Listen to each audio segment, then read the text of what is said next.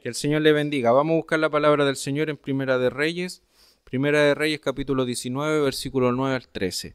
Le damos lectura en el nombre de nuestro Señor Jesucristo. Y dice: y allí se metió en una cueva donde pasó la noche, y vino a él palabra de Jehová, el cual le dijo: ¿qué haces aquí, Elías?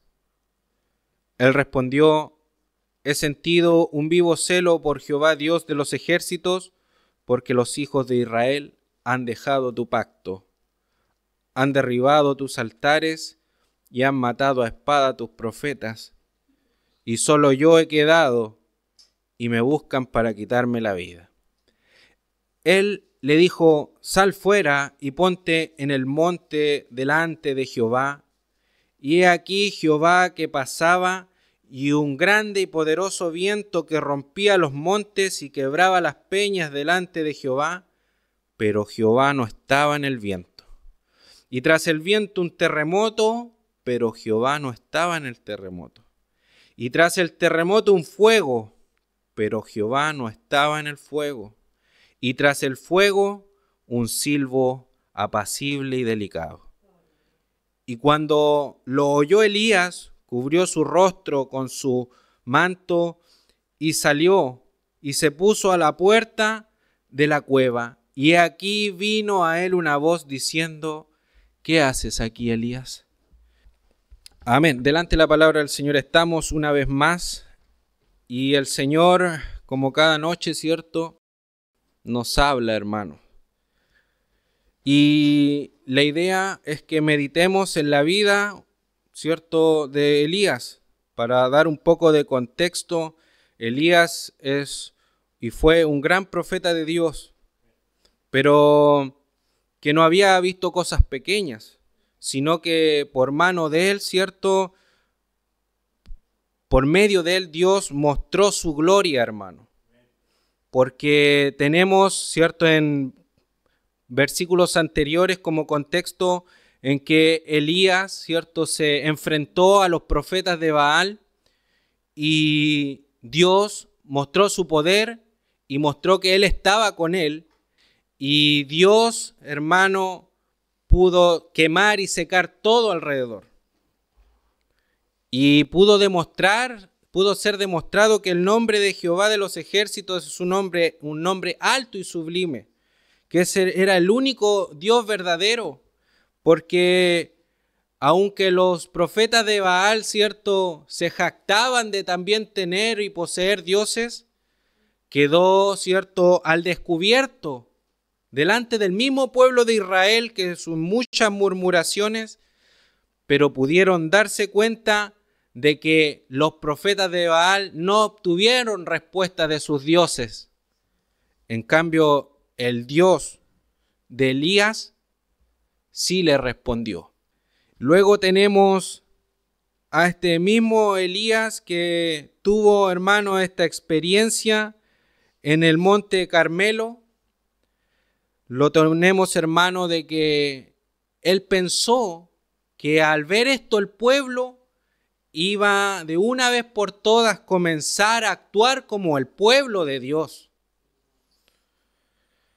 Pero tristemente, en vez de tener una buena respuesta de parte del pueblo, lo que sucedió es que la reina de aquel momento, Jezabel, ¿cierto?, lo amenazó con matarlo.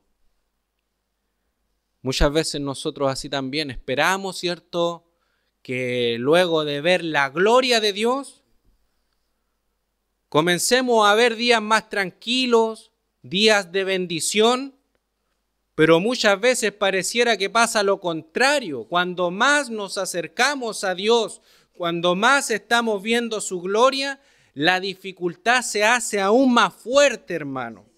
Porque obviamente, y esto no es algo que desconozca usted, Satanás nos va a hacer la guerra. Satanás le va a hacer la guerra a usted, nos va a hacer la guerra a mí, le va a hacer guerra a la familia, a los hijos, porque es así el caminar del cristiano.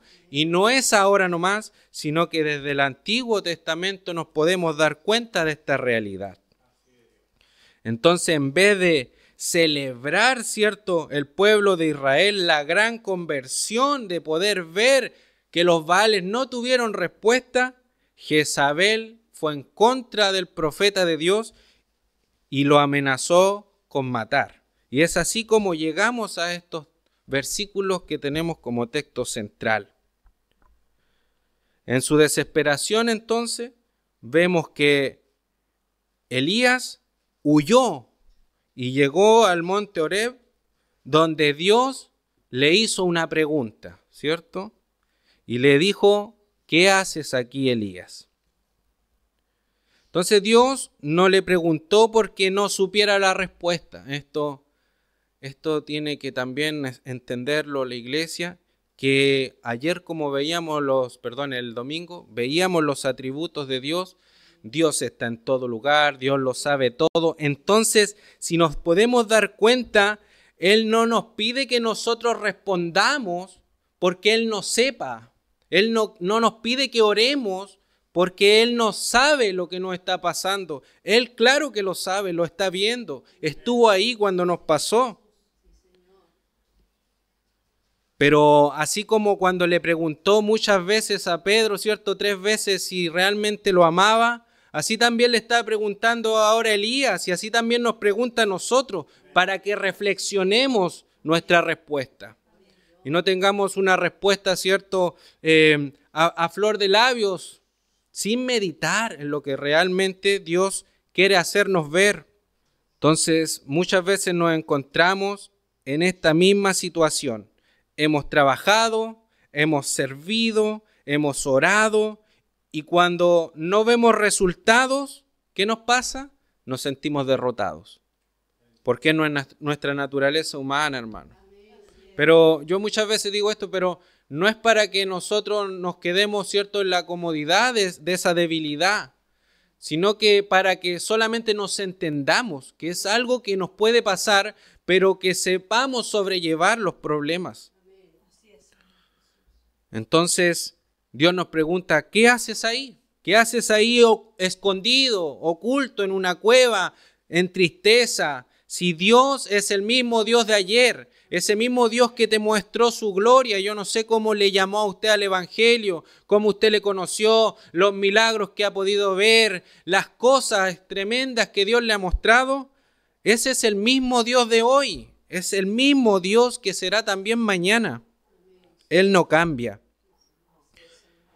Entonces, Dios quería enseñarle a Elías algo profundo, que Él sigue obrando incluso cuando no lo vemos, incluso cuando parece que nada está pasando. En nuestro versículo 11 al 12 dice, y Él le dijo, sal fuera y ponte en el monte delante de Jehová. Y aquí Jehová que pasaba, y un gran y poderoso viento que rompía los montes y quebraba las peñas delante de Jehová, pero Jehová no estaba en el viento. Y tras el viento un terremoto, pero Jehová no estaba en el terremoto. Y tras el terremoto un fuego, pero Jehová no estaba en el fuego. Y tras el fuego, y aquí viene, ¿cierto?, el contraste, un silbo o como un viento apacible y delicado.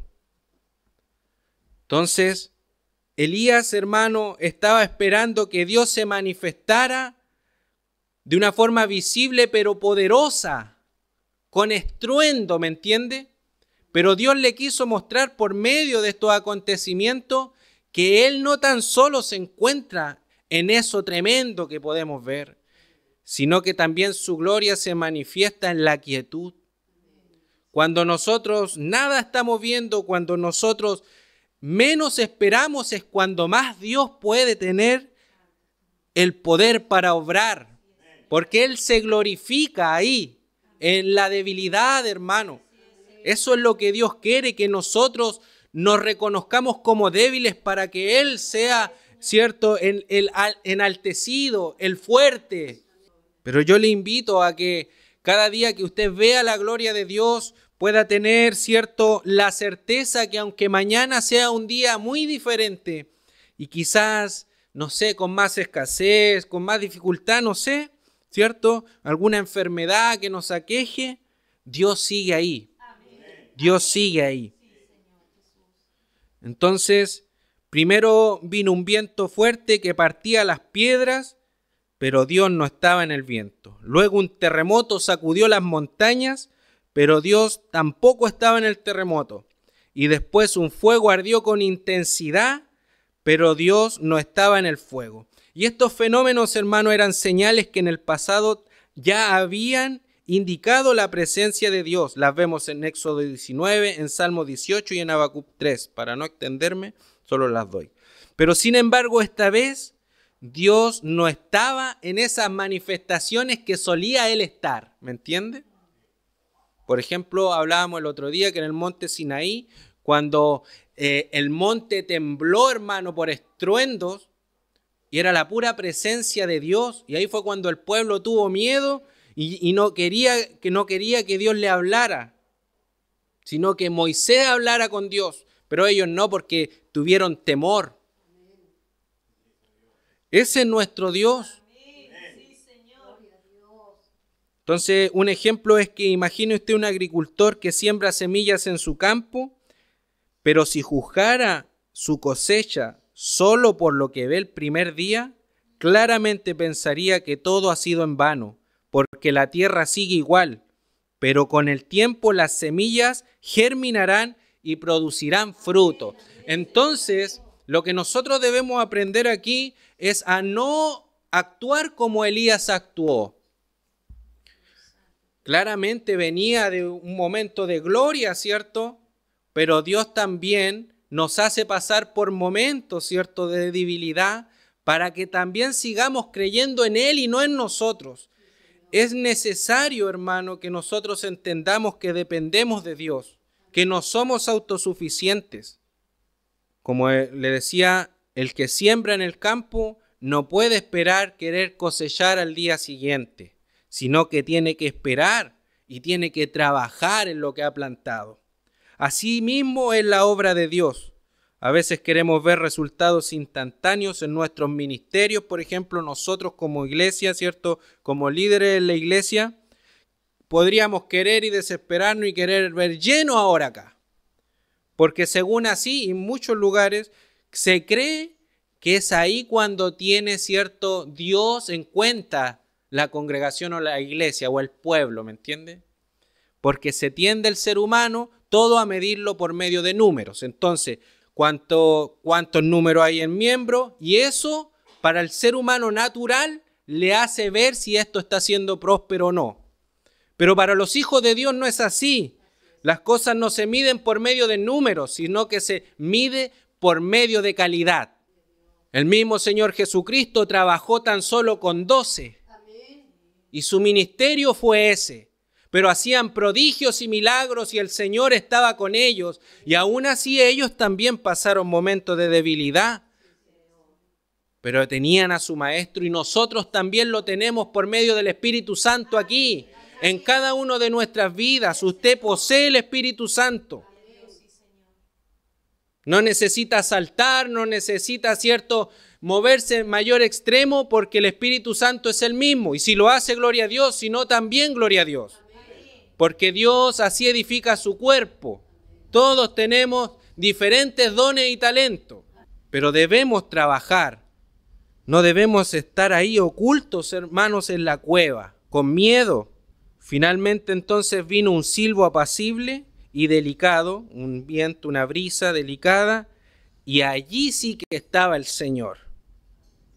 A mí me maravilló este texto, hermano, porque es un contraste del sermón del día domingo, ¿cierto?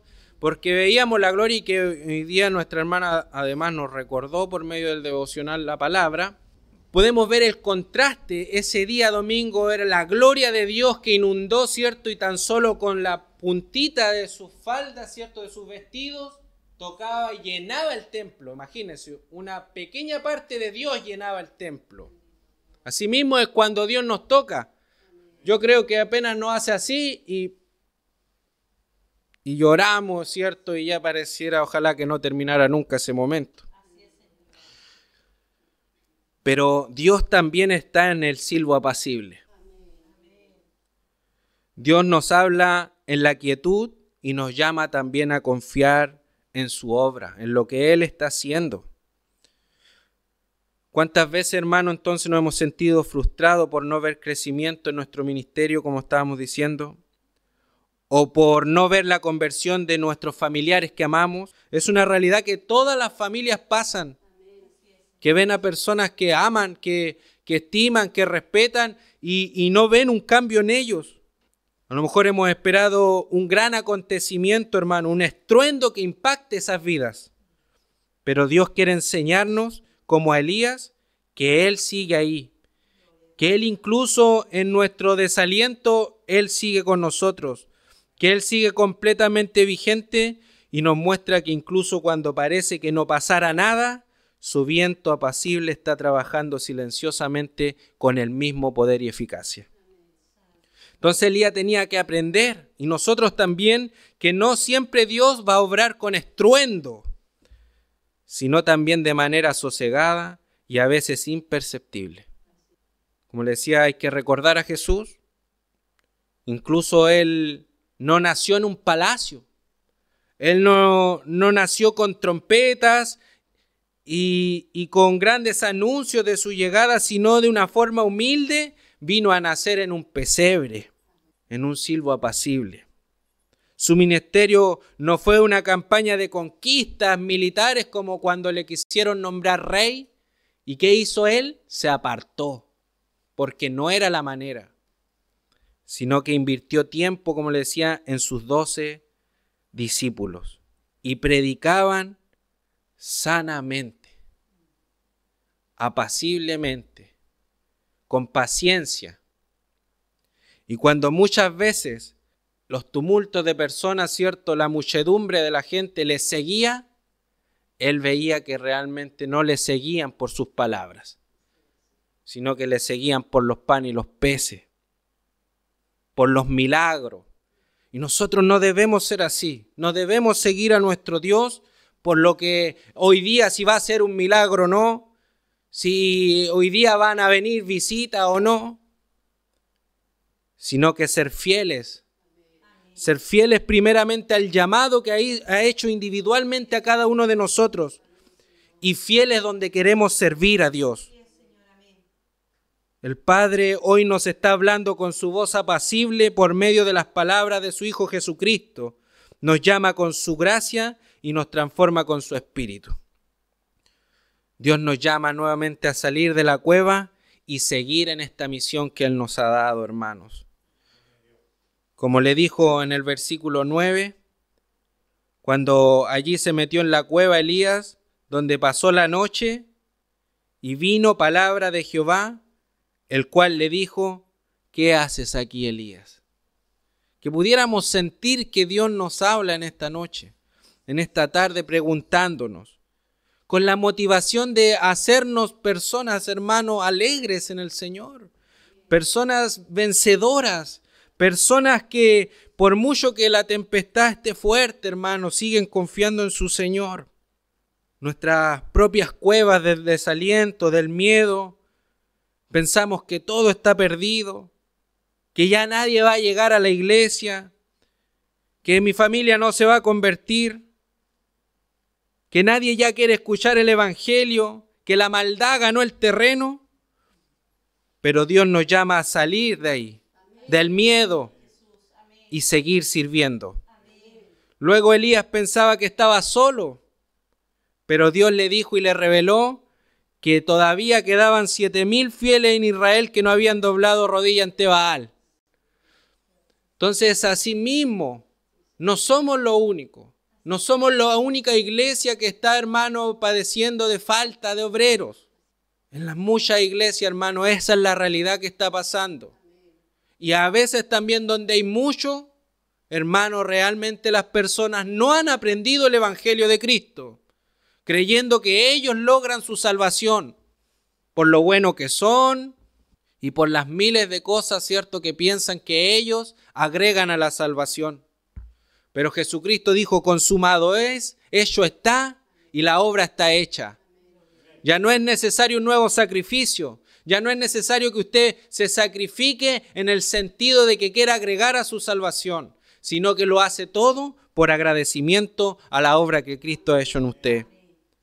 Usted es uno de esos 7.000 que no han doblado su rodilla ante Baal.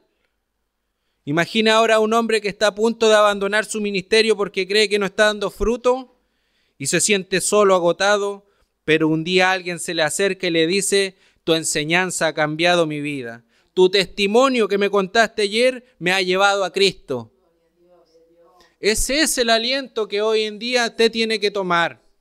Que su ejemplo, que muchas personas quizás no le dicen, pero usted por estar viniendo regularmente a la iglesia, las personas también lo ven. Y ellos analizan el mundo, la nube de testigos. Ellos están analizando nuestra forma de obrar. Y no tan solo para mal, muchas veces también para bien. Pero ese es el terreno que debemos ganar para la gloria de Dios. No siempre veremos el impacto de nuestra fidelidad, de nuestro trabajo, de venir y adorar al Señor en nuestra lucha, en nuestra tristeza, con cansancio muchas veces, ¿cierto? Con enfermedad, pero Dios está viendo esa fidelidad. Dios le dio una nueva misión a Elías y fue ir a ungir a nuevos líderes y seguir delante de Dios, ya que no había terminado aún con él. Él se quería quedar ahí escondido, pero Dios no había terminado todavía con Elías, sino que lo mandó para que ungiera a otros, ¿cierto? Y lo podemos ver si seguimos nosotros en nuestra lectura. Y le dijo Jehová: ve, vuélvete por tu camino por el desierto de Damasco, y llegarás y ungirás a Hazael por rey de Siria. A Jehú, hijo de Ninsi, ungirás por rey sobre Israel, y a Eliseo, hijo de Safat, de Abel Meola, ungirás para que sea profeta en tu lugar. ¿Se da cuenta? Entonces, todavía queda, hermano, por trabajar. Y yo espero que el Señor pueda seguir obrando en nosotros. Siga, ojalá, multiplicando, hermano, los dones para que podamos servir al Señor en diversas áreas, en diversos lugares, en diversos, ciertos trabajos que hay dentro de la iglesia. Entonces, para terminar, le dejo con unas preguntas. ¿Estoy confiando en que Dios sigue obrando aunque no lo vea? ¿Estoy donde Dios quiere que esté sirviendo con totalmente fidelidad, donde Él me ha llamado? ¿Estoy escuchando la voz de Dios en la quietud o solo en el estruendo? Dios no siempre se manifestará con ruido, hermano, y con espectáculo. A menudo nos habla en la quietud de la oración, en la escritura, en el testimonio silencioso de su pueblo, y no nos dejemos llevar por la desesperación. Dios sigue obrando, incluso cuando no lo percibimos. Si hoy estás, ¿cierto?, en esa cueva de tristeza, Dios te está preguntando: ¿qué haces ahí? No te quedes ahí, sal, porque Dios sigue obrando y su propósito para ti sigue en pie. Amén. Que el Señor le bendiga, iglesia del Señor. Espero que la palabra del Señor le sirva, le ayude, por como lo hace también para mí.